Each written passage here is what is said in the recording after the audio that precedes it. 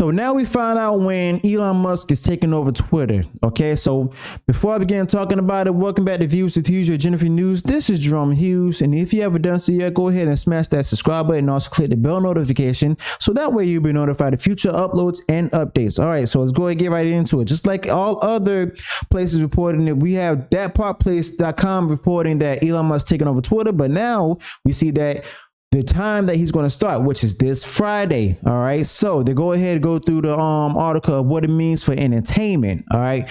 So it says here that twists and turns have filled the process of richest man in the world purchasing Twitter ostensibly to restore the free speech to the world and the internet. So like I told y'all before, it's looking like more of less censorship, as well as bringing back more people who were banned on Twitter. Okay, and however you might feel about Elon Musk buying the angriest bird on the planet, it would seem that we have reached a conclusion. Musk is on track to buy the communication platform on Friday, and when he does, there's no major alternative and no other option is on the way anytime soon. Okay, so we also remember that Musk had made a promise stating that Twitter is going to be a place of free speech. There's no censorship, and also all the other craziness happening up there is going to be gone. Okay, so it doesn't matter what kind of views you have. You will not be censored based on your views, whether they're left or even right or even down the middle. Okay, so it states here where and this came from Kevin Russo of New York Times, said in his text messages, Mr. Musk told Agrawal that he wanted to reverse all permanent Twitter bans except for spam accounts and those that explicitly advocate violence. Okay, so he wants Twitter to go ahead and be, more of a safe haven, most likely make it private again instead of keeping it public. All right. So it's also there those who believe that this is a horrible thing coming into the world, basically probably those who are on the left, and they believe that the corporate narratives are the best for the world. Well, it's not the left, but it's like saying here, there are those who believe all this is a horrible thing coming into the world. Okay, they believe that the corporate narratives are the best for the world. Yes, this is actually left. I knew I read it right.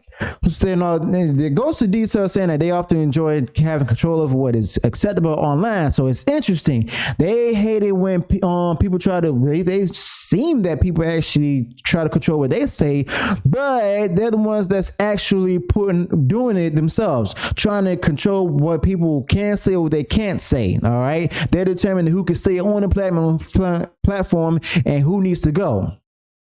But so in other words, rules for thee and not for me. All right, so that's how they put it basically. And they've been benefiting off the shadow ban and then the total ban period. Okay, but does anyone feel like this would be a cheap virtue signal for a poor narrative? Because just like the article just asked that question, I agree. It's just basically a sad way to go for a narrative.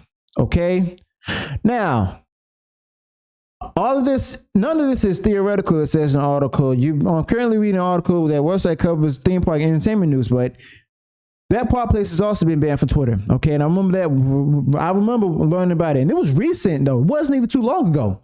All right. And just like others who were banned, they were never given a reason why. All right. So who's to say that YouTube might not be next? Who's to say that someone else out there may or may not go ahead and purchase YouTube and then try to change it up? If the same thing happened with Twitter, it's most likely the same thing may happen with YouTube as well. Okay, where people who were banned from YouTube, they're going to be back up there as well. But if Elon does what he says he'll do, then the people are going to be the victors. We're going to be the ones on top, okay? Because that's going to be an end to censorship. That's going to be an end to people getting upset and try to have people shadow ban and all of that. And then free speech wins all over.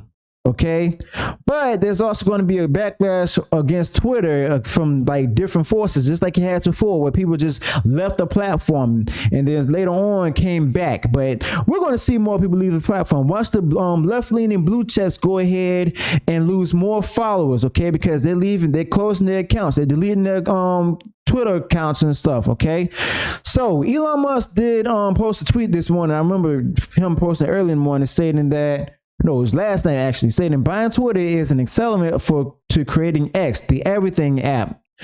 So he's not only looking to for Twitter to be owned by Musk, but well, let me rephrase that. The oligarchs, if you will, they're the ones who are afraid of Elon Musk buying Twitter.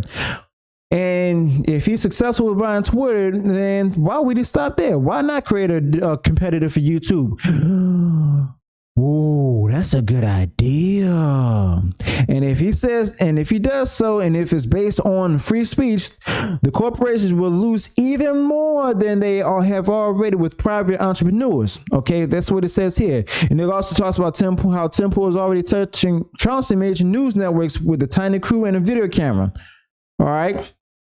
But let me know your thoughts about this. Do you think this move is a good move for people who are either shadow banned or like being, taken at task by those who are most likely left leaning or who are big on censorship or banning people? Or do you actually think that, this whole thing is like do you feel like some others may feel where Elon Musk is just doing this for attention or publicity stunt? I don't think it's a publicity stunt. I think it's actually Elon Musk genuinely doing what he says he's going to do, and he's bringing free speech back to the front. So let me know what your thoughts are in the comments below, and also if I went wrong anywhere in the video, let me know in the comments as well. And if you enjoy the content I put out there, go ahead and smash that subscribe button or click the bell notification so that way you'll be notified of future uploads and updates. Until then, peace.